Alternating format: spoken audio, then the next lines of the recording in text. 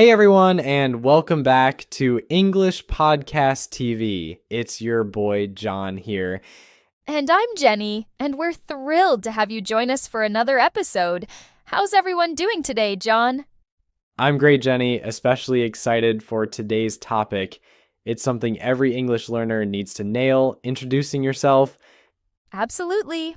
It's the foundation of any conversation, any relationship. But it's more than just saying your name and age, right?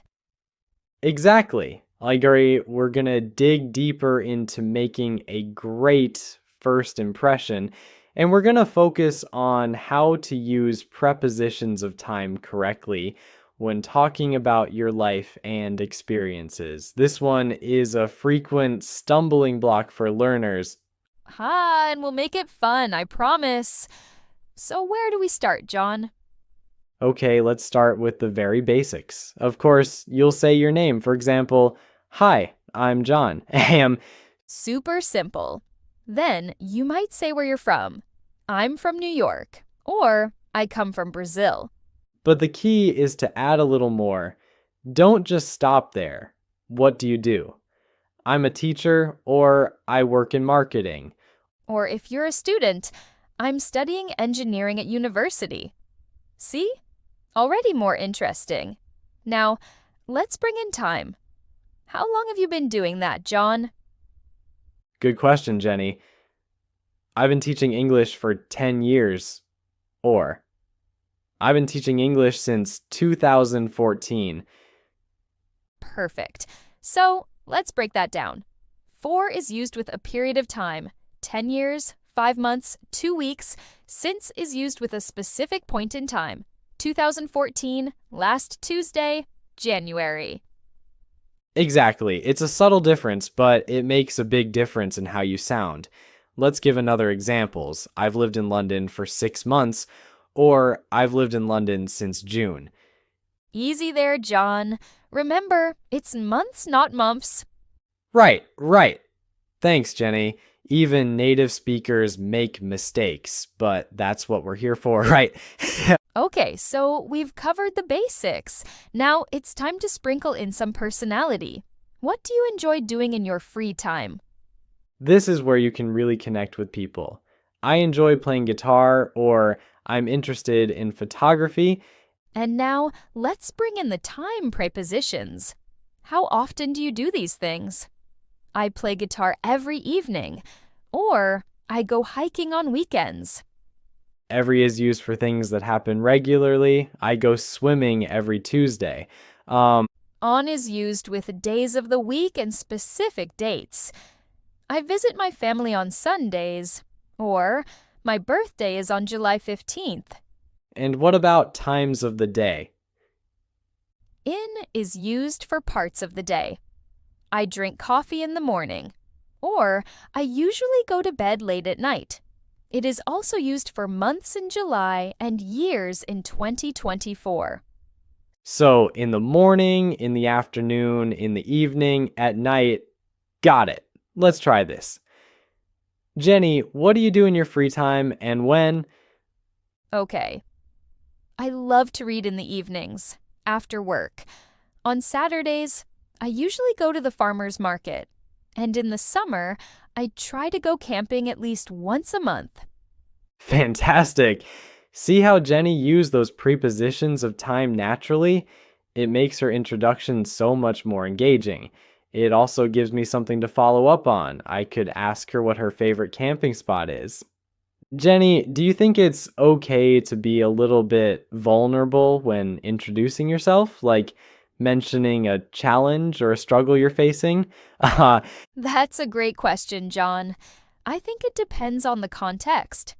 In a casual conversation, maybe sharing a small challenge can make you more relatable.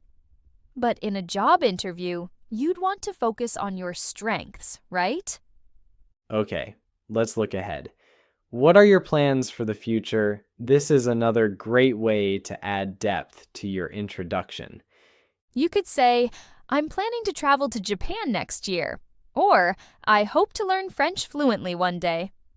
And how do prepositions of time fit in here? Well, you can use in and within to talk about a time period in the future. I hope to finish my degree in 2 years. Or, I want to get a new job within the next 6 months. The distinction is in means at the end of, while within means sometime before the end. Exactly. This is a perfect way to show ambition and forward thinking. Let's play a game. I'll describe a scenario and you tell me how you would introduce yourself using prepositions of time. I'm ready? Okay, scenario. You're at a language exchange event. Hi, everyone. I'm Jenny. I'm from Canada, but I've been living in Berlin for the past year. I work as a graphic designer, and in my free time, I love learning new languages. I'm hoping to improve my German within the next few months, so I'm excited to practice with you all. Excellent. You use the right prepositions of time in that example. Thanks, John. I was practicing before the podcast. All right, let's talk about some common mistakes learners make with prepositions of time. This will help our listeners avoid those pitfalls. One big one is mixing up on, in, and at. For example, saying, I go to the gym on Mondays.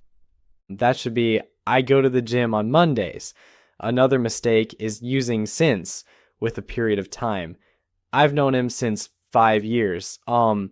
That's incorrect. Learners should say, I've known him for 5 years, or I've known him since 2019. And another one is omitting the preposition altogether. I'll see you Monday. Needs the on. I'll see you on Monday. The best way to avoid these mistakes is practice, practice, practice. Listen to native speakers, pay attention to how they use prepositions, and correct yourself when you make a mistake. You know, I still sometimes get prepositions mixed up too, especially when I'm tired. Me too. It's a never-ending journey. That's why consistent practice is so important. Okay, let's give our listeners some complete example introductions using everything we've learned. Great idea. I'll go first. Hi, everyone. My name is John, and I'm from the United States. I've been teaching English for about 10 years now, and I absolutely love it. In my free time, I enjoy playing guitar and hiking in the mountains. I'm hoping to travel to South America next year, so I'm trying to learn some Spanish in the meantime. Nice. Mine is, hello, I'm Jenny, and I'm originally from Canada, but I've been living in Berlin for the last 2 years. I work as a graphic designer, and I'm passionate about creating beautiful and functional designs. In the evenings, I like to read and relax, and on weekends, I try to explore different parts of the city. I'm hoping to improve my German skills within the next few months. Notice how we both included our names, where we're from, what we do, our hobbies, and our future plans, all while using prepositions of time correctly.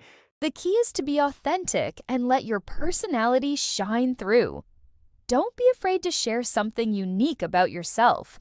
John, how important is it to tailor your introduction to the specific situation you're in?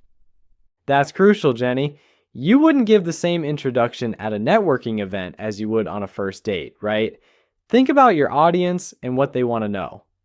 Okay, English learners, it's your turn. We challenge you to write a comment of yourself using at least 3 different prepositions of time. Share with us on our comment section down below. We'd love to hear your introductions and give you some feedback. Don't be shy. Just have fun with it. Remember, practice makes perfect. The more you use these prepositions, the more natural they will become.